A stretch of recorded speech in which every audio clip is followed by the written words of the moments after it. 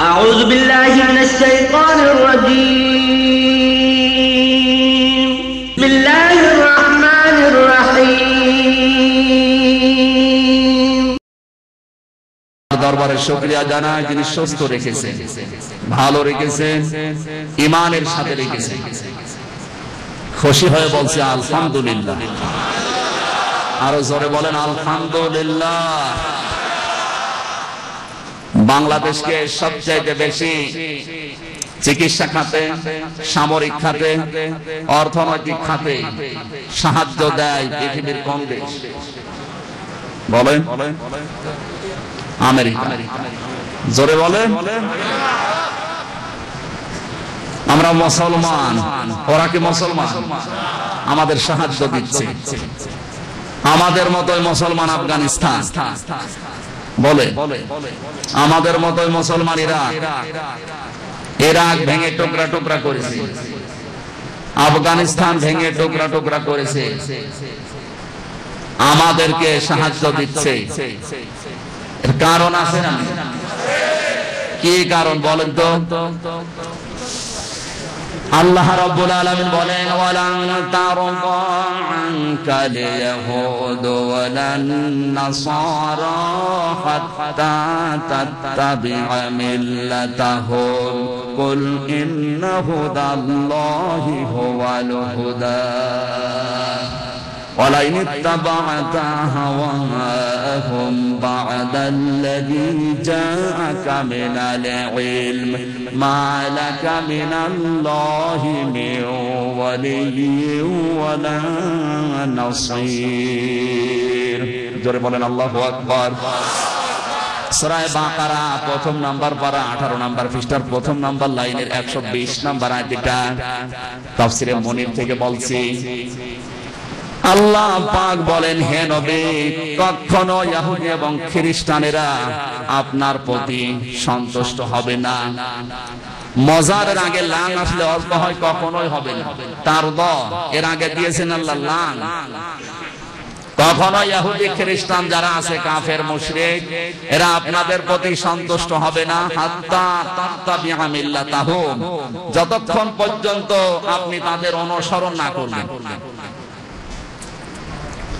আফগানিস্তান ইরাকের মুসলমান, তাদেরকে এরা মারতেছে, দুনিয়া থেকে বিদায় করছে, তাদেরও ঈমান আছে, আর আমাদের সাহায্য দিচ্ছে, আমাদেরও ঈমান আছে। কারণ একটাই, আমাদের যে ঈমান, এই ঈমানের সাথে এদের ঈমানেরও মিল আছে। কথা বলছেন? এদের শিক্ষা, এদের চিকিৎসা, এদের সংস্কৃতি, যা যা ওরা করে আমরা সবই ওইগুলোই করছি। আল্লাহ রাব্বুল আলামিন বলেন, ইয়া আইয়ুহাল্লাযীনা আমানু লা তাত্তাখিযুল ইয়াহুদা ওয়ান নাসারা আউলিয়া বা'দুহুম আউলিয়া ও বা'দ ওয়া মান ইয়াতাওয়াল্লাহুম মিনকুম ফাইন্নাহু মিনহুম ইন্নাল্লাহা লা ইয়াহদিল কওমাজ যালিমিন। সূরা মায়েদা 6 নম্বর পারা 16 নম্বর পৃষ্ঠার প্রথম নাম্বার লাইনের 51 নম্বর আয়াতটা তাফসীরে তাবারি থেকে বলছি। এটা আল্লাহ পাক বলেন, ঈমান যারা এনেছো তাদেরকে বলছে, লা তাত্তাখিযুল ইয়াহুদা ওয়ান নাসারা আউলিয়া, ইহুদি আর নাসারাদেরকে কখনো বন্ধু রূপে গ্রহণ করবা না। কারণ এই বা'দুহুম আউলিয়া ও বা'দ, তারা একে অপরের বন্ধু। ওদের বন্ধু রূপে গ্রহণ করা যাবে ওই সময় যতক্ষণ পর্যন্ত ওরা একে অন্যকে সাহায্য না করে। বা'দুহুম আউলিয়া ও বা'দ, একে অন্যের যখন সহায়তা করবে, সাহায্য করবে, তখন ওদের সাথে বন্ধুত্ব করা জায়েজ নেই। বলেন, ওমাইয়াতাওয়াল্লাহু মিনকুম ফাইন্নাহু মিনহুম। ওয়া মানে এবং মান মানে যে ব্যক্তি ইয়াতাওয়াল্লা, তাওয়াল্লা ইয়াতাওয়াল্লা মানে ফিরে যাওয়া। এটা মজারের আলোচনা, বর্তমান ভবিষ্যৎ, প্রেজেন্ট ফিউচার। মিন মানে হতে, কুম মানে তোমাদের। তোমাদের ভেতরে যে কেউ ওদের দিকে ফিরে যাবে, ওদের শিক্ষা দেখে শিক্ষা ব্যবস্থা তৈরি করবে, ওদের সংস্কৃতি দেখে দেখে সিনেমা বানাবে, নাটক বানাবে, ফাইন্নাহু মিনহুম, আমি আল্লাহ তোমাদের ওদের মতোই বানিয়ে দেব। এই জন্য আমেরিকা আমাদেরকে সাহায্য দেয় আর আফগানিস্তান ধ্বংস করে। আরো কি নিচে নামা লাগবে? এই আয়াত অনুযায়ী বোঝা যাচ্ছে আমাদের আর ওদের পার্থক্য নেই। বলেন, পৃথিবীতে কোন জায়গায় যদি বৈধ জিনিস না থাকে, অবৈধ জিনিস থাকে, ওই জায়গা থেকে আল্লাহ তার রহমত বরকত তুলে নেয়। হযরত ঈসা নবী আলাইহিস সালাম পৃথিবীতে জন্মগ্রহণ করার পর পৃথিবীর মানুষেরা মরিয়ম আলাইহিস সালামের উপরে তহমত দিয়েছিল, এ বদনাম দিয়েছিল যে সন্তান পেলে কোথায়, এটা যার সন্তান, অবৈধ সন্তান। কি বলে না বলেন? হযরত মরিয়ম রোজা রেখেছিলেন, তিনি ইশারা দিলেন দোলনার ভেতরে দোল কাচ্ছে, ওই সন্তানকে জিজ্ঞাসা করো। ফাশারাত ইলাইহি ক্বালু কাইফা নুকাল্লিমু মান কানা ফিল মাহদি সাবিয়্যা। সূরা মারিয়াম 16 নম্বর পারা 6 নম্বর পৃষ্ঠা 5 নম্বর লাইনে 3 নম্বর রুকুর 29 নম্বর আয়াতটা তাফসীরে বাইজাবি থেকে বলছে। আল্লামা নাসিরউদ্দিন বাইজাবি রাহমাতুল্লাহ আলাইহি আয়াতের তাফসীর করতে গিয়ে লিখেছেন, হযরত মরিয়ম ইঙ্গিত দিলেন আমার এই ছোট্ট বাচ্চাকে জিজ্ঞাসা করো। ওরা বলে বলো কাইফা নুকাল্লিমু মান কানা ফিল মাহদি সাবিয়্যা, দোলনার ভেতরে এতটুকু বাচ্চা কথা বলবে কি করে? সঙ্গে সঙ্গে হযরত ঈসা দোলনা থেকে জবাব দিচ্ছেন, ক্বালা ইন্নী আবদুল্লাহ আতানিয়াল কিতাবা ওয়া জাআলানি নাবিয়্যা। আমি আল্লাহর বান্দা, আমি অবৈধ সন্তান না, আমি জারজ সন্তান না। এই পৃথিবীতে আমাকে আল্লাহ কিতাব দিয়েছেন, জামানার নবী বানিয়ে পাঠিয়েছেন। আরো আসতে বলে, এই দুইটা জিনিস আমাকে দেওয়ার কারণে ওয়াজআলানি মুবারাকান আইনামা কুনতু, আমি যেখানেই থাকবো ওই জায়গাটা আল্লাহ বরকতময় করে দেবে। হযরত ঈসা নবী বৈধ না অবৈধ? আরো জোরে বলতে হবে। তিনি যেহেতু বৈধ জিনিস, যেখানেই যাবেন বরকত দেবেন কে? আজ পৃথিবীর দিকে তাকান, একেবারে মোড়ল থেকে শুরু করে শেষ পর্যন্ত বৈধ জিনিস বেশি না অবৈধ জিনিস বেশি? আরো নিচে নামা লাগবে। এই জন্য আমরা ঝামেলা কথা বলছেন না। ওয়াজআলানি মুবারাকান আইনামা কুনতু, আমি যেখানেই থাকবো জায়গাটা আল্লাহ বরকতময় করে দেবে। আজ পৃথিবীর সব জায়গায় অবৈধ জিনিস বেশি, এজন্য বরকত নেই। ওয়াউসানি বিসসালাতি ওয়াজ যাকাতি মা দুমতু হাইয়া, আল্লাহ আমাকে দুইটা ওসিয়ত করেছেন, যতদিন আমি জীবিত আছি আমি যেন নামাজ আদায় করি, সম্পদ থাকলে আমি যেন যাকাত দিয়ে দেই। পৃথিবীতে বৈধ সন্তান যারা, ওরা নামাজ পড়বে, টাকা পয়সা থাকলে যাকাত দেবে। সুতরাং যারা যাকাত দিতে চায় না সম্পদের, যারা নামাজ পড়তে চায় না, এই আয়াত অনুযায়ী ওরা বৈধ না অবৈধ? এ ফতোয়া কার? আমি বানিয়ে বানিয়ে বলছি, কারো সাথে যদি মিলে যায় আমি কি করব? বৈধ জিনিস আজ অধিকাংশ জায়গায় নেই। কথা বলছে না কেন? অনেকে বক্তব্য দিচ্ছে, দেশ প্রেম দেখাচ্ছে, আমি দেশের জন্য জীবন দেব, এ দেশ আমার সব, অথচ শরীরে পোশাক বিদেশি, শার্ট গায়ে দিয়েছে বিদেশি, প্যান্ট শার্ট বিদেশি, ক্যাপ মাথায় দিয়েছে বিদেশি, পায়ে জুতা বিদেশি, মোজা বিদেশি, যে শ্যাম্পু ব্যবহার করেছে বিদেশি, বিরাস ব্যবহার করে বিদেশি, পেস্ট বিদেশি, বউ বিদেশি, বাচ্চাও বিদেশি। দেশ প্রেম দেখাচ্ছে। আমি আরো নিচে নামবো? ঠিক আছে ভাই, কথা যদি না বোঝার ভান করে থাকেন এইদিকে আসি, আপনাকে আগে বোঝাই তারপরে সামনে যান। কারণ অধিকাংশ মানুষ তো গন্ডারের মতো চামড়া। এক লোক নানির বাড়ি যাওয়ার সময় গন্ডার রাস্তার ধারে দাঁড়িয়ে আছে, কাতু কুতু দিয়েছে, দেখে হাসে না, চিন্তা করে গন্ডার হাসে না কেন? 3 দিন নানির বাড়িতে থাকার পরে ফিরে আসতেছে, দেখে গন্ডার হাসছে। ডাক দিয়ে বলে, গন্ডার ভাই 3 দিন আগে কাতু দিলাম, তখন তো হাসলেন না, এখন হাসতেছেন। গন্ডার বলে, বন্ধু 3 দিন আগে কাতু দিয়েছো, ওইটা চামড়া ভেদ করে এই মাত্র আমার শরীরে দিয়ে গেছে। আমি হাসির খোরাকি দেই। গন্ডারের কাতু লাগতে সময় লাগে কয়দিন, আর আমাদের জন্মের পর থেকে কোরআন দিয়ে, হাদিস দিয়ে, বাস্তবতা দিয়ে কত কাতু দেওয়া হয়, ও হাসেই না। আসলে আমাদের লজ্জা নেই। কি কথা বলছে না কেন? লজ্জা আছে আমাদের। পৃথিবীতে যারা অবৈধ, একেবারে মোড়ল থেকে শুরু করে এই কোলাঙ্গার মহিলা অং সান সুচি, সব অবৈধ না? ওর জন্মের ঠিক আছে, ওটা অবৈধ নাপাক মহিলা। ওর জন্য আজ পৃথিবীর হাজার হাজার মানুষ জীবন দিচ্ছে। ছোট ছোট বাচ্চাদের আগুন লাগিয়ে পুড়িয়ে ফেলছে, বুকের ওপরে পা দিয়ে দুনিয়া থেকে বিদায় করে দিচ্ছে। একজন মানুষ যদি একজন মানুষকে হত্যা করে, ও যেন তামাম দুনিয়ার মানুষকে হত্যা করার অপরাধ করে। আর এই মহিলার ইশারায় লক্ষ লক্ষ মুসলমানের জীবন দিচ্ছে মায়ানমারে। কথা বলেন ঠিক কিনা? এরকম হাজার হাজার পৃথিবীর মানুষ যদি আল্লাহর কাছে, আল্লাহ যদি বানাতেন, হাজার হাজার পৃথিবীর মানুষ হত্যা করলে যে গুনাহ হতো, অং সান সুচির আমল নামায় ঠিক ওই গুনাহ হচ্ছে। একটা মানুষ একটা মানুষকে যদি মেরে ফেলে, তাকে হত্যা করলে ওর গুনাহ মাফ হয়ে যাবে। সূরা বাকারা 2 নম্বর পারা 6 নম্বর পৃষ্ঠা 1 নম্বর লাইনের 178 নম্বর আয়াত। ইয়া আইয়ুহাল্লাযীনা আমানু কুতিবা আলাইকুমুল কিসাসু ফিল কতলা। এই আয়াত অনুযায়ী কিসাসের বিধান আমি লিখে দিলাম। লিখে দিয়েছে কে বলেন? কিন্তু একটা মানুষ যদি 1000 মানুষ হত্যা করার কারণ হয়, ওকে 1000 বার হত্যা করা লাগবে, তারপর আর গুনাহ মাফ হবে। এখন ওর জীবনটা 1000 না, মাত্র একটা, ওকে একবার মেরে ফেললে ওর জীবনের গুনাহ মাফ হবে। এরকম মানুষ পৃথিবীতে এখনো আছে না নেই? অনেকের ইশারায় হাজার মানুষের জীবন নষ্ট হয়ে যায়, অনেকের ইশারায় হাজারো মানুষ পৃথিবী থেকে বিদায় হয়ে যায়।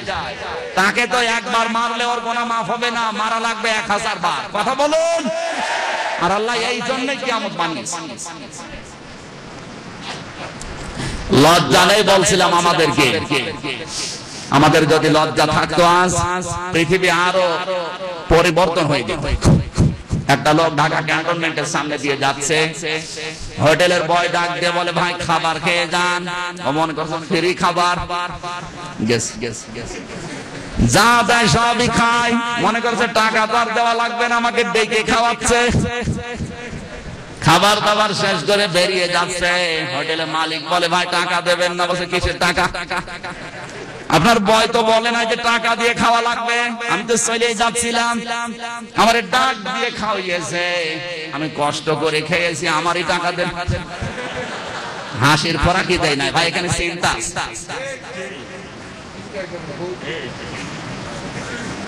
হোটেলের মালিক বলে, ভাই আমার টাকা পয়সা খরচ করা সম্পদ আদি, আপনি টাকাটা দিয়ে যান। বলেন না, যত বুঝ দেয় কোনো বুঝিও নেয় না।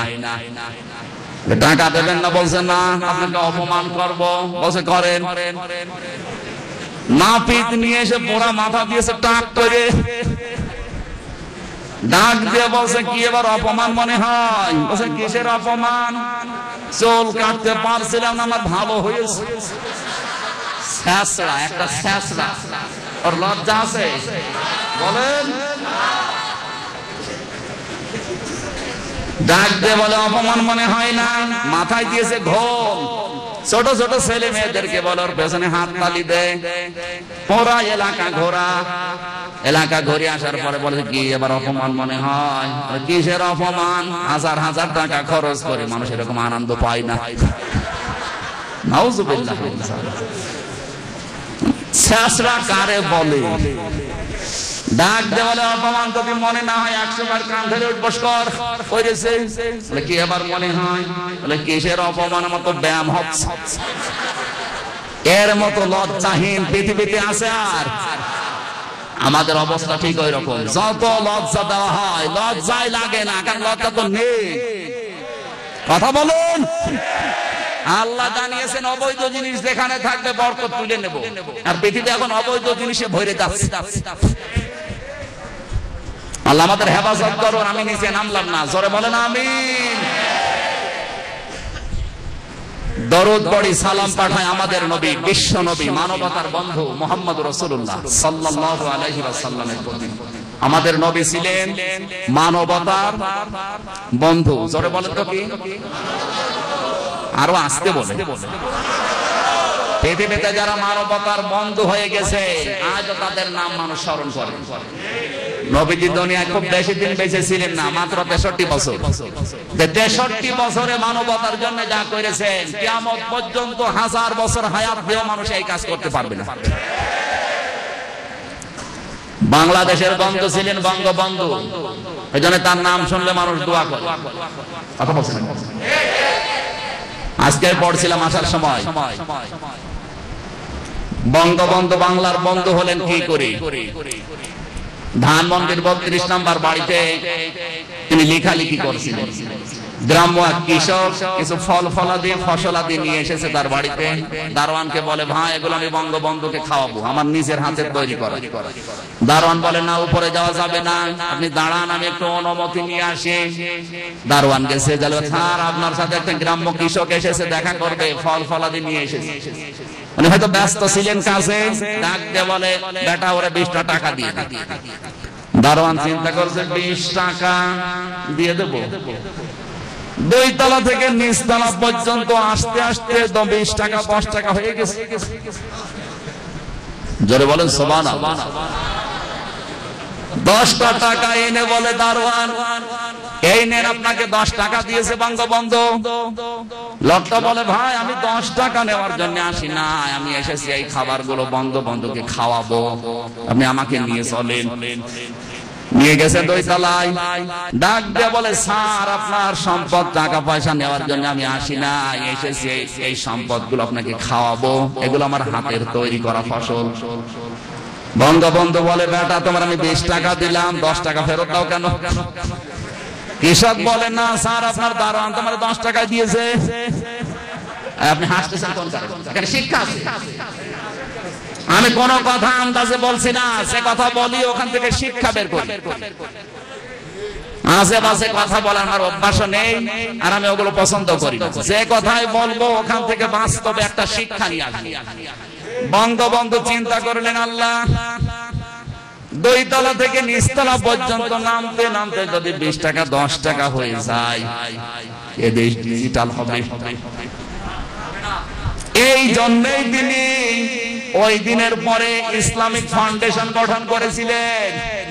জাতি যদি কোরআন পড়ে, হাদিস পড়ে, ইসলামের ইতিহাস যদি জানে, মানবতার বন্ধু হবে ওমরের মতো, তখন আর 20 টাকা 10 টাকা হবে না, 10 টাকায় 20 টাকা হবে। আমার ভাইরা, আমার যতটুকু ধারণা, বঙ্গবন্ধুর জীবনের কিছুই যদি আল্লাহ কবুল না করে, এই যে পৃথিবীর বাংলাদেশের লক্ষ লক্ষ ছেলে মেয়েরা প্রতিদিন সকালবেলা কোরআন শরীফ হাদিস শরীফ পড়ে, কোরআনের এক একটি অক্ষরের বিনিময়ে 10টা করে নাকি আল্লাহ দেয়, রাসূলের হাদিস, আল্লাহ যেন তার কবরে এই নেকিগুলো পৌঁছিয়ে দেয়। মানুষ হিসাবে অন্যায় কিছু করেছে, নবী মান দিয়ে পৃথিবীতে কেউ নিষ্পাপ না। এই কথা বললেন না কেন? মানুষ হিসাবে অবশ্যই তিনি কোন অন্যায় কাজ করেছেন। দুনিয়ার ফেরেবে পড়ে, শয়তানের ধোঁকায়, নফসের জালে পড়ে যদি কোনো অন্যায় কাজ করেও থাকে, আল্লাহ যেন গফফার নামের খাতিরে মাফ করে।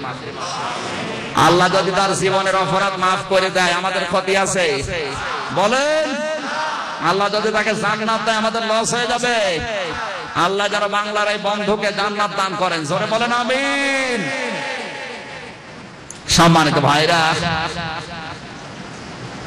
তার মনে যা ছিল, এই ইসলামিক ফাউন্ডেশন গঠন করার মাধ্যমে যেটা প্রমাণ পাওয়া যায়, জাতি যদি মানবতার বন্ধু হতে পারে হযরত ওমরের মতো, 20 টাকা দিলে নিচের দিকে যেতে যেতে আর 10 টাকা হবে না, যা পাঠাবো নিচে সব জনগণের জন্য কাজে লাগবে। আজ উপর থেকে সম্পদগুলো বাজেট কম হয় না, আমার দাদা চেয়ারম্যান, আমি জানি এই বাংলাদেশে শুধু রাস্তাঘাটের জন্য জটকা বাজেট হয়, যদি সঠিকভাবে ব্যয় হয় 1 ইঞ্চি রাস্তা কাঁচা থাকার কথা। কথা বলুন। কিন্তু এই যে 3 কিলোমিটার আসলাম, এ তো ডেলিভারি রোড। যে সমস্ত মেয়েদের পেটে 8-9 মাস বাচ্চার বয়স, করিমনে তুলে বললাম ভাই 30 টাকা বেশি দিচ্ছে, একটু জোরে চালা। ও মনে হয় হাসপাতালেও যাওয়া লাগবে না, রাস্তার ভেতরে আল্লাহ কথা বলুন। উপর থেকে আমি যত টাকায় দেব, নিচে যেতে যেতে 10 টাকা 5 টাকা হবে না, দরকার হয় 20 টাকা দিলে আমার যারা দায়িত্বে আছে ওরা 40 টাকা বানিয়ে জনগণের হাতে দিয়ে দেবে। এই জন্য উদ্দেশ্য ছিল ইসলামিক ফাউন্ডেশনের। কথা বলুন। ইসলামিক ফাউন্ডেশনের যতগুলো থিওরি আছে পড়েন, এগুলো আছে। হযরত ওমর ছিলেন নবীজির মতো, আল্লাহর নবীর জীবন থেকে তিনি শিক্ষা নিয়ে মানবতার বন্ধু হয়েছিলেন। রাষ্ট্রের দায়িত্ব দিনের বেলা তো পালন করেছেন। প্রতি রাতে 3 থেকে 5টা ভালো কাজ না করে হযরত ওমর কোনোদিন ঘুমাননি। একদিনের ঘটনা 3টা ভালো কাজ তার হয়ে গেছে। 4 নম্বর ভালো কাজে যাবার জন্য তিনি রওনা হলেন। পথিমধ্যে লক্ষ্য করে দেখে এক বাড়ি থেকে মহিলা কণ্ঠের আওয়াজ আসে, কান্নার। একটা লোক বাড়ি থেকে বের হয়ে আসে, আবার প্রবেশ করে, আবার বের হয়, আবার প্রবেশ করে। হযরত ওমর লোকটার হাত চেপে ধরলেন, ডাক দিয়ে বলে, বেটা বাড়ি কোথায়? মহিলা কণ্ঠের আওয়াজ, কান্নার আওয়াজ আসে। লোকটা বলে, পথিক আপনি কে? আমি তো এই বাড়ির মালিক।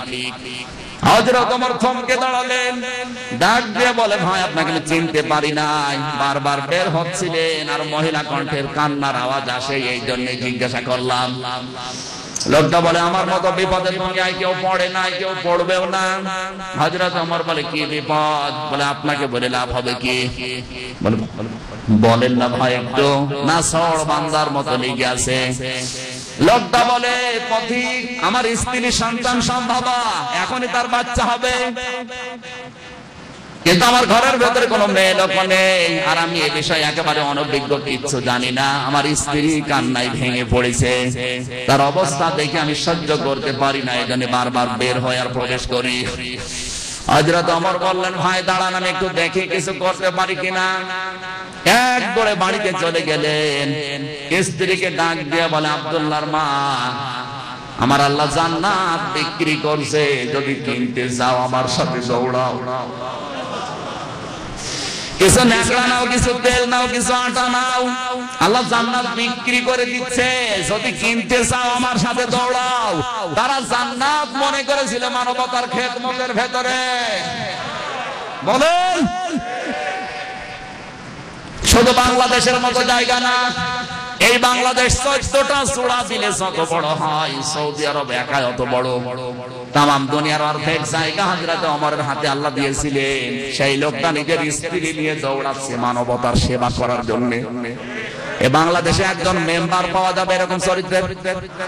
বলেন, কিসের নেতা তুমি?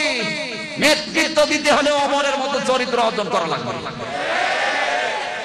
3 থেকে 5টা কাজ ভালো কাজ না করে রাতে একদিনও ঘুমাননি, আর এদের প্রতি রাতে 3 থেকে 5টা অন্যায় না করে ঘুমায়।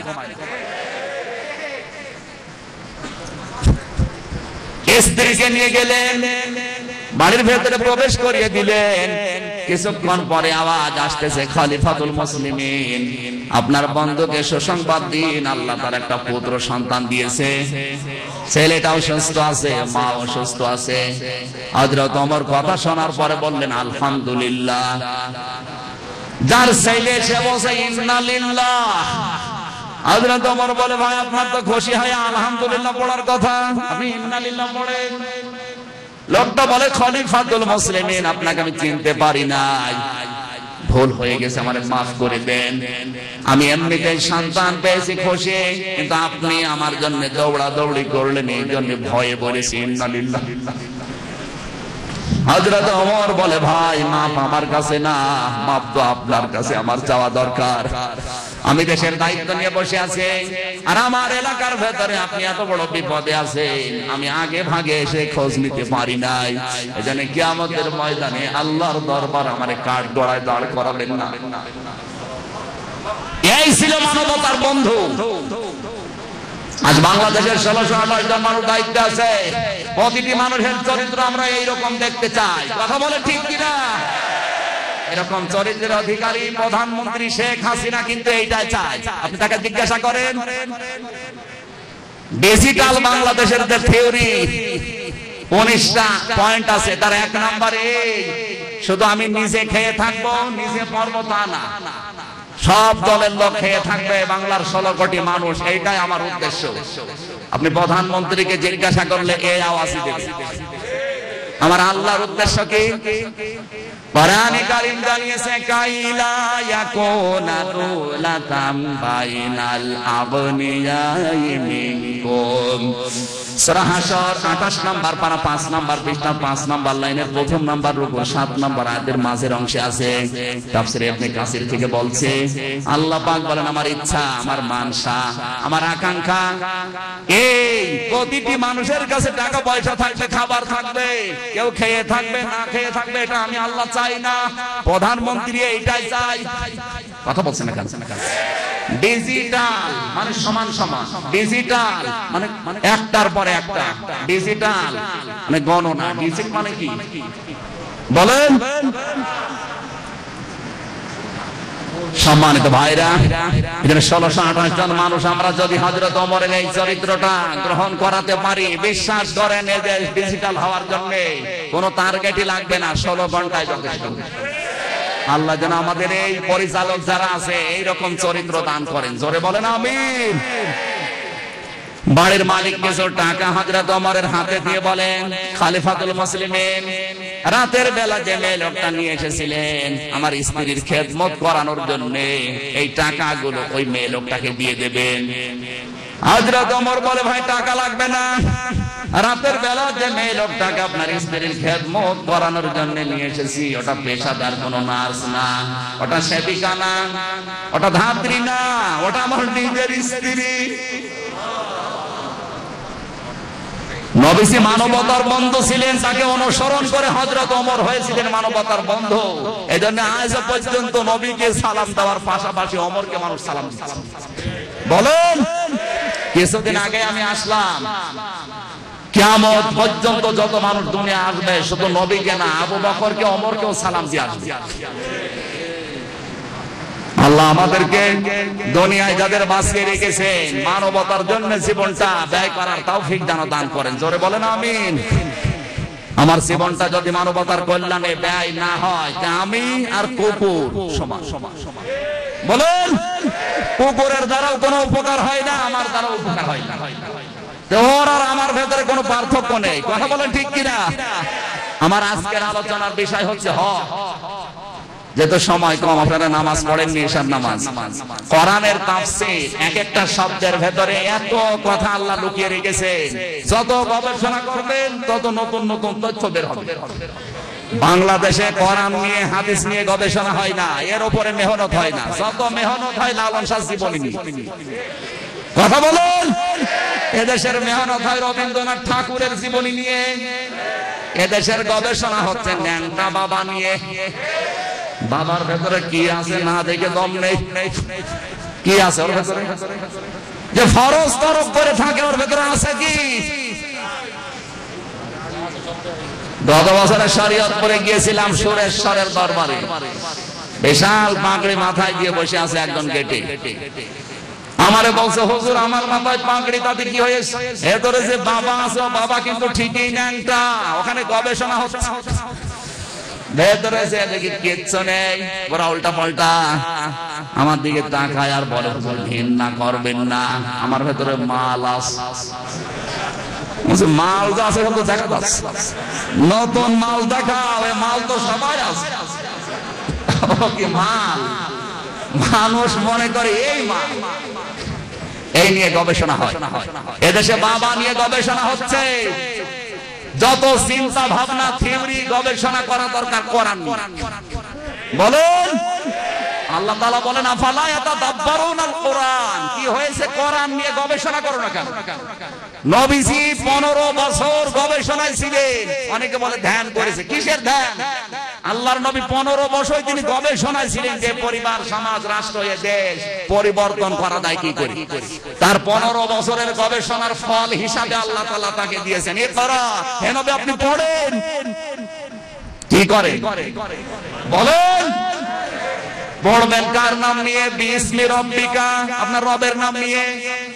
কারণ এই পরিবার, সমাজ, রাষ্ট্র, দেশকে যদি আপনি পরিবর্তন করতে চান, অপরাধ মুক্ত করতে চান, পড়া লাগবে আমি আল্লাহর নামে।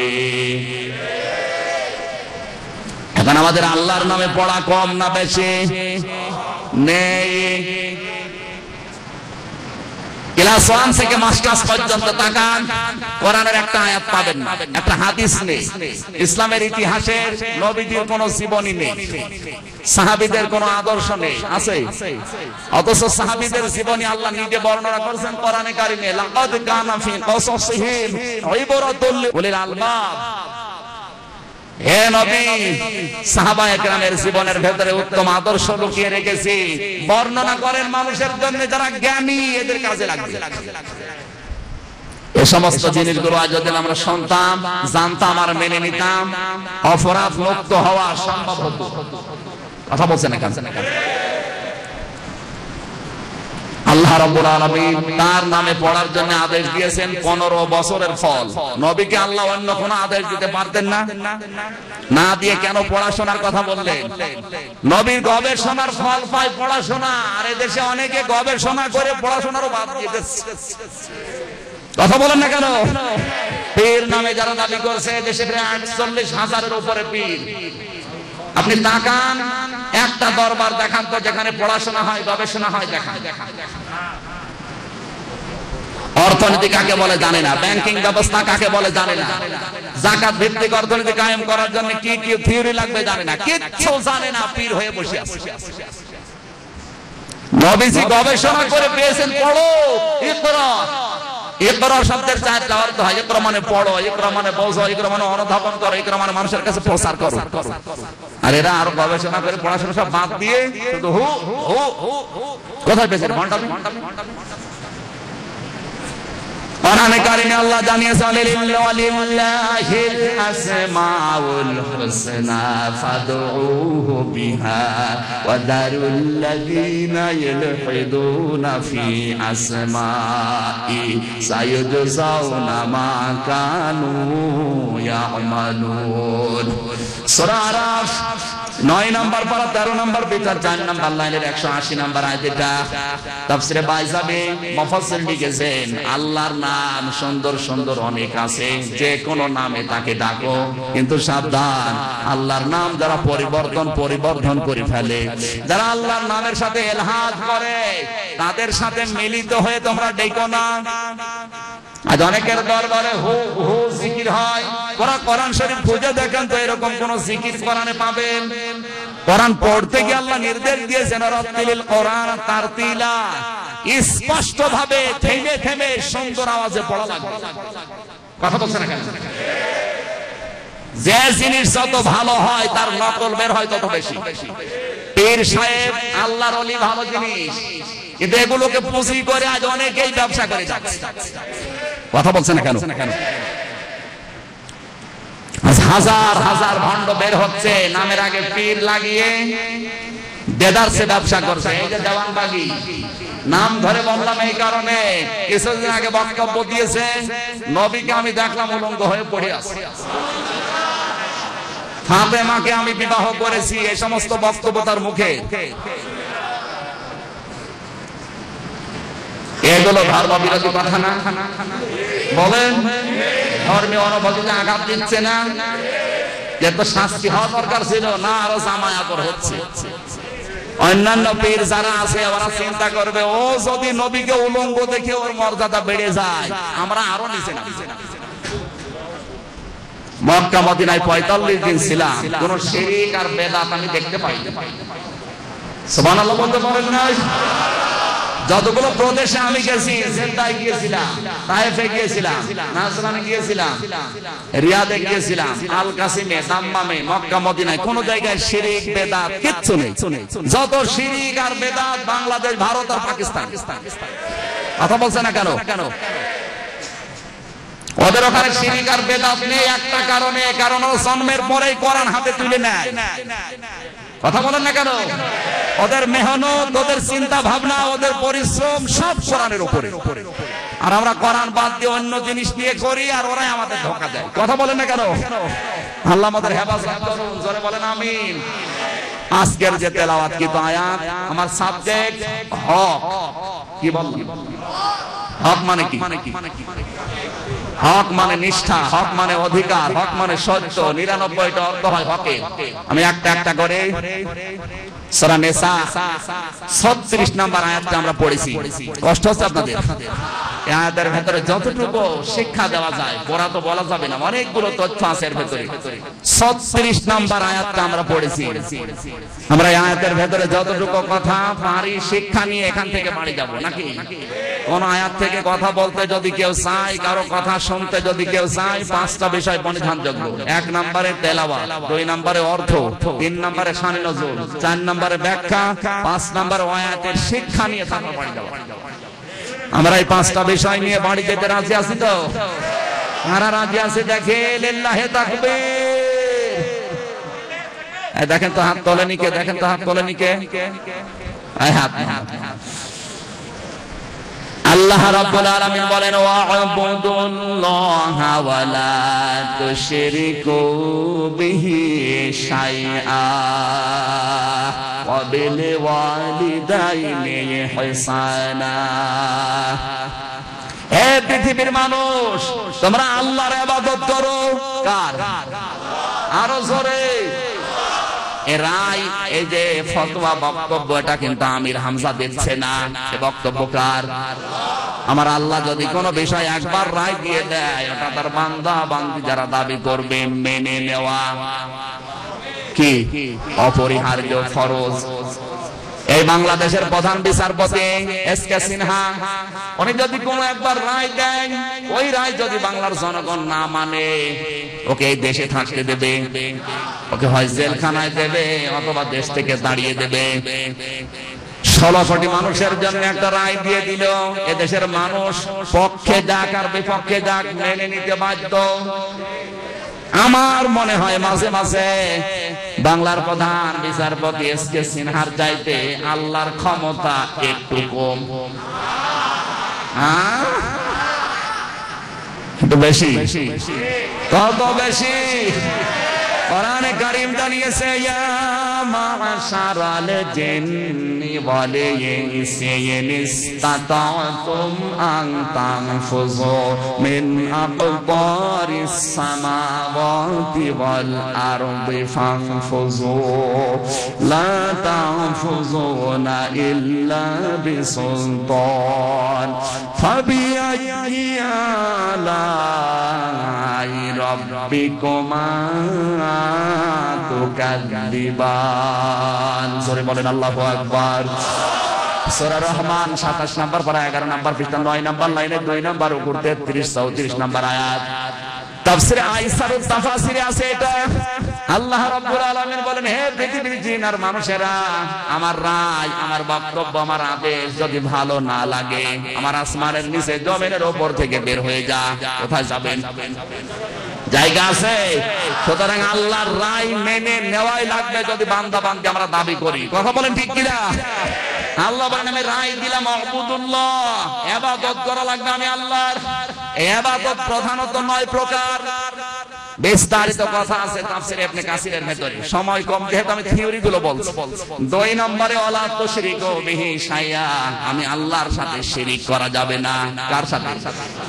আরো জোরে। যেহেতু শিরিক আর বেদাত এই দেশে সবচেয়ে বেশি, এই জন্য 2 নম্বর পয়েন্টটা একটু খোলাসা করা দরকার। শিরিক শব্দের শাব্দিক অর্থ অংশীদারি স্থাপন করা। কি? এই শিরিক প্রধানত 4 প্রকার। শিরিক বিল জাত, শিরিক বিল সিফাত, শিরিক বিল ইখতিয়ারাত, শিরিক বিল হুকুক। এই 4 নাম্বার প্রকারটা 8 প্রকার, 8 নাম্বার যে প্রকারটা ওটা 12 প্রকার, 12 নাম্বার প্রকারটা হচ্ছে 24 প্রকার, 24 নাম্বার প্রকারটা 42 প্রকার, 42 নাম্বার প্রকার 72 প্রকার, 72 নাম্বার প্রকার 120 প্রকার। একটা করে যদি সিরিয়াল করা যায়, সব আমি নোট করে নিয়ে এসেছি। রাত শেষ হয়ে আর এক কাজ চলে আসবে, সময় কিন্তু মেনটেন হয়নি। আমি থিওরি করে বলছি, বাড়িতে একটু মিলিয়ে নেবে। শিরক বেদাত দেশে ছেয়ে গেছে। 120 প্রকার যদি আপনি খোলাসা করতে পারেন, পরিষ্কার করতে পারেন, কোন পীর নামে কলঙ্ক যারা, ওরা আপনাকে ধোঁকা দিয়ে বোকা বানাতে পারবেন। আল্লাহ রাব্বুল আলামিনের পরে জানিয়েছেন ওয়াবিল ওয়ালিদাইনি ইহসানান, পিতামাতার সাথে ইহসান করা লাগবে। কোরআনে যেখানেই মা বাবার নাম আল্লাহ দিয়েছেন, ওই জায়গায় ব্যাখ্যা দিয়েছেন আল্লাহ নিজে। সুবহানাল্লাহ বলতে পারেন নাই? পৃথিবীর কোন মানুষের নাম যেখানে আছে সেখানে আমি ব্যাখ্যা এত বেশি পাইনি। মা বাবার নাম যেখানে আছে সেখানে ব্যাখ্যা দিয়েছেন কে? এই জন্য কোরআনে কারিমে 3টা বিষয়কে আল্লাহ 3টা বিষয়ের সাথে রিলেটেড করে দিয়েছেন। যেখানে নামাজের কথা আল্লাহ দিয়েছেন, সঙ্গে সঙ্গে যাকাতের কথা দিয়েছেন, আকিমুস সালাতা ওয়া আতুজ যাকাত। যেখানে নামাজ সেখানে যাকাত, যেখানে আল্লাহ শুকরিয়া আদায় করা দিয়েছেন সেখানে আল্লাহ মা বাবার আনুগত্যের কথা দিয়েছেন।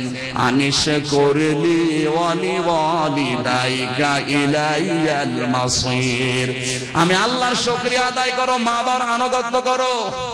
মা বাবারও শুকরিয়া আদায় করা লাগবে, কারণ তাদের জন্য দুনিয়ার মুখ আমরা দেখেছি। কথা বলেন।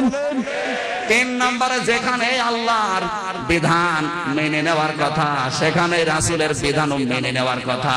আতিউল্লাহ ওয়া আতিউর রাসূল, আমি আল্লাহর আনুগত্য করব, সঙ্গে সঙ্গে রাসূলের আনুগত্য করব। কোন মানুষ যদি নামাজ পড়ে, সম্পদ আছে, যাকাত দেয় না, ওর নামাজ কবুল হবে না। আল্লাহর বিধান মানে, রাসূলের আদেশ মানে না, ও যেন আল্লাহকেই মানে না। আল্লাহর আনুগত্য করে, আল্লাহর শুকরিয়া আদায় করে নিয়ামত পেয়ে, কিন্তু মা বাবার শুকরিয়া আদায় করে না, ও যেন আল্লাহর শুকরিয়া আদায় করে না।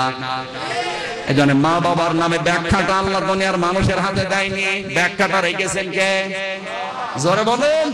সূরা বনী ইসরাঈল 15 নম্বর পারা 3 নম্বর পৃষ্ঠা 6 নম্বর লাইনে 3 নম্বর উপর 23 নম্বর আয়াতে আল্লাহ 5টা ব্যাখ্যা দিয়েছেন মা বাবার নামে। কারণ আল্লাহ জানেন আমার পরে সবচেয়ে বেশি কষ্ট স্বীকার করে বান্দার জন্য তার মার বাবা। কিন্তু দুর্ভাগ্য জাতের, আমরা রিলেটেডের কথা বলছি, বিশ্ববিদ্যালয়ে অনার্স মাস্টার্স পাস করেছে, এত কষ্ট করে, গরিবের ছেলে, টাকা পয়সা ছিল না, পরীক্ষা দেবে, ওর মা বাবা 2 জন মিলে রোজা রেখে রেখে পরীক্ষার ফিস দিয়েছে। রোজা রাখলে 2 বেলা খাবার খাওয়া লাগে, 1 বেলা খাবার খাওয়া লাগে না, ওই বেলার টাকা বাঁচিয়েছে। মানুষের জমিতে কামলা দিয়ে দিয়ে কিছু টাকা পেয়েছে, মানুষের দরবারে হাত পেতে পেতে কিছু টাকা নিয়েছে, 4,500 টাকা দিয়েছে ছেলেকে, যা পরীক্ষার ফিস দিয়াই পাশও করেছে ছেলেটা, ঢাকা একটা চাকরিও পেয়েছে, পছন্দ করে বিয়েও করেছে। কিন্তু দুর্ভাগ্য, বউটা এত জল্লাদ, মা বাবার নামই শুনতে পারে না। আজ বাংলার জমিনে এমন অনেক বউ আছে, কবুল করার পরেও মনে হয় স্বামী ওর সব, আর মা বাবার ডিলেট। কথা বলছে না কেন? এরকম বউ ঢাকায় আছে না নেই? অনেক বউ এমন পাওয়া যায়, নিজের মা বাবার জন্য খরচ করলে স্বামীকে বলে আরো খরচ করেন, অসুবিধা নেই, কিন্তু স্বামীর মা বাবার জন্য খরচ যদি একটু বেশি করে অনেকের মন খারাপ হয়ে যায়। এরকম বউ যদি কারো থাকে হাত তোলেন দেখি। একদম ঢাকায় তো সব আল্লাহর ওলি। আমার ভাইরা, বউটা এত জারলাদ, ছেলেটা বাড়িতে যেতে চায়, বলে না যাওয়া যাবে না, যদি যেতে চাও তোমারে বাদ দিয়ে দেব। যেহেতু ধনীর মেয়ে, বাধ্য হয়ে স্ত্রীর কথা রাখতে গিয়ে মা বাবার সাথে সম্পর্ক কাট করে দিয়েছে প্রায় 2 বছর। বাবার একটাই সন্তান, 65 বছর বয়স বাবার, মায়ের বয়স 60 বছর। বাধ্য হয়ে জীবন বাঁচানোর তাগিদে শেষ পর্যন্ত একটা ভাঙ্গা রিকশা নিয়েছে। রাতের বেলা রিকশা নিয়ে বের হয়, দিনের বেলা বের হয় না। মানুষ আমার বদনাম করবে, তোমার ছেলে এত বড় চাকরি করে তুমি রিকশা চালাও। এই রাতের বেলা শীতের সময় যে নাইট কোচ গুলো ঢাকা থেকে আসে, মাথার উপরে চাদর দিয়ে মাফলার দিয়ে মুখটা পেঁচিয়ে ছোট্ট একটা গামছার টুকরা মাথার ভেতরে মুখের ভেতরে দিয়ে তারপরে যায়। কথা বললে যেন বেঁধে বেঁধে যায়, মানুষ চিনতে না পারে। ঢাকার একজনের সাথে যেন গ্রামের লোকের দেখা। গ্রাম্য লোকটা বলছে, ভাই আপনার মাস 3 দিন পড়ে আছে, ওষুধের পয়সা নেই, আপনার বাবা রিকশা চালায়। স্ত্রীর কাছে অনুমতি চাইতে গেছে, বলে না যাওয়া যাবে না। শেষ পর্যন্ত রাগারাগি করে চলে এসেছে। আর 3টার সময় নেমেছে ঢাকার নাইট কোচ থেকে। তাকিয়ে দেখে একটা রিকশা টিম টিম করে আলো জ্বলছে। ডাক দিয়ে বলে, খালি এদিকে আয়। কাছে যখন গেছে তাকিয়ে দেখে নিজের সেই জন্ম দেওয়া সন্তান। ভাবতেছে যদি পরিচয় দেয় তাহলে এতগুলো মানুষের সাথে আবার অপমান হবে। আস্তে করে মাথা নিচু করে বলে, স্যার যাবেন কোথায়? যে শান্তি পাড়ায় রকমিয়ার বাড়ি যাব। কি হয় আপনার? বলে যা হয় হোক, তুমি যাবে কিনা? ওঠেন স্যার। রিকশায় তুলে নিয়েছে। কিছু দূর যাওয়ার পরে পেছনে ধাক্কা দিয়ে বলে, জোরে চলেন। এমনিতেই 65 বছরের বয়স, মুরব্বী মানুষ, 3 দিনের প্রায় না খাওয়া শরীর, ভাঙ্গা রিকশা চালাতেই পারে না। আবার দিয়েছে ধাক্কা, চালাতে পারে না। রাতের বেলা রিকশা নিয়ে আসেন কেন? কিছুক্ষণ পরে আবার দিয়েছে ধাক্কা। আপনার কি ছেলে নেই এই বয়সে রিকশা নিয়ে আসেন? বুকের ভেতরে চাপা ব্যথা যেন মোচড় দিয়ে উঠেছে, নিজেকে আর সামলাতেই পারে নাই। ডাক দিয়ে বলছে, স্যার আমি কি একটু নামতে পারি? নামেন। আপনার মোবাইলের লাইটটা একটু বের করে তো। মাথার উপর থেকে চাদর ফেলে দিয়ে মুখ থেকে মাফলারটা সরিয়ে মোবাইলের সামনে দিয়ে বলে, স্যার দেখেন তো আপনি আমার চিনতে পারেন কিনা?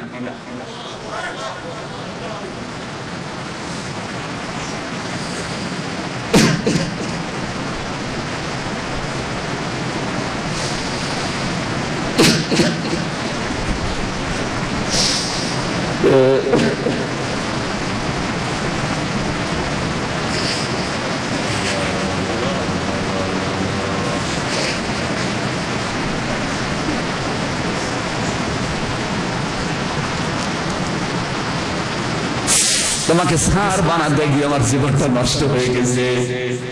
আমি রোজা রেখে রেখে তোমার পরীক্ষার ফিস দিয়েছিলাম, মানুষের জমিতে কামলা দিয়ে তোমার পরীক্ষার ফিস জোগাড় করেছিলাম। তুমি আজ 2 বছর আমাদের খোঁজ নাওনি।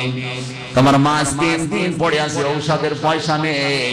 আমি দিনের বেলা বেরও হতে পারি না রিকশা নিয়ে তোমার সম্মানের ভয়ে। রাতের বেলায় নাইট বাস গুলো আসে, তখন আমি ভাড়া মারি।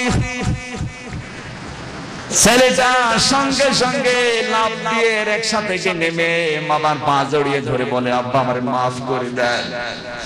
রাতের বেলা আপনি রিকশা পেলেন কোথায়? বলে ভাঙ্গা রিকশা আমি ভাড়া নিয়েছি। বাড়িতে চলো। বাড়িতে পৌঁছিয়ে দেখে বাড়ি পৌঁছানোর 10 মিনিট আগে ওর মা মারা গেছে।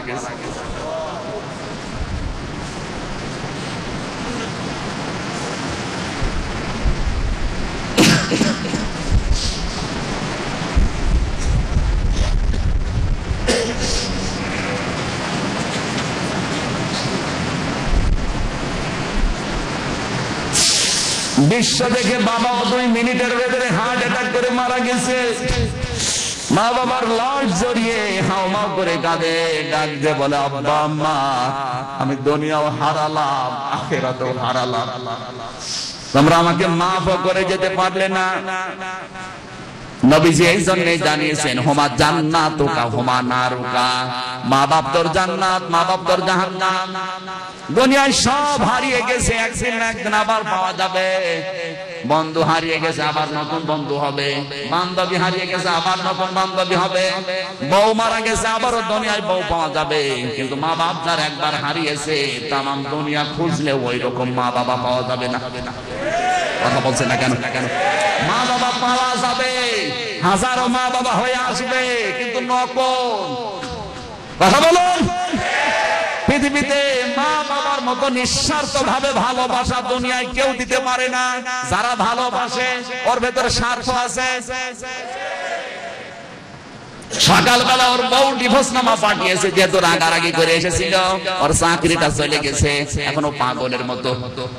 ঢাকাবাসী আমাদের কারো কপাল যেন এই বন্ধুর মতো হয়ে না যায়, তাহলে দুনিয়াও হারাবো, আখিরাতও হারাবো। কথা বলেন ঠিক কিনা? আল্লাহ এই জন্যই মা বাবার নামটা দিয়েছেন ওয়াবিল ওয়ালিদাইনি ইহসানা। ইহসানের ব্যাখ্যা পড়া কোরআন শরীফ গবেষণা করে 28 জায়গায় পেয়েছে। সূরা হাকাত 26 নম্বর পারা 2 নম্বর পৃষ্ঠা 10 নম্বর লাইনে 2 নম্বর রুকুর 15 নম্বর আয়াতের প্রথম অংশে আল্লাহ দিয়েছেন ওয়াসাইনাল ইনসানা বিওয়ালিদাইহি ইহসানা হামালাতুহু উম্মুহু কুরহা ওয়া وضعته كرها وحمله وفصاله 30 شهرا। জোরে বলেন আল্লাহু আকবার। আর সময় নেই ভাই, এখন বলতে গেলে নামাজ ফৌত হয়ে যাবে, কবিরা গুনাহ হবে। নামাজটা শেষ করি, তারপরে দেখি, মোনাজাত করি নামাজের পরে, কর্তৃপক্ষ যা বলবে তাই। আল্লাহুম্মা আমিন।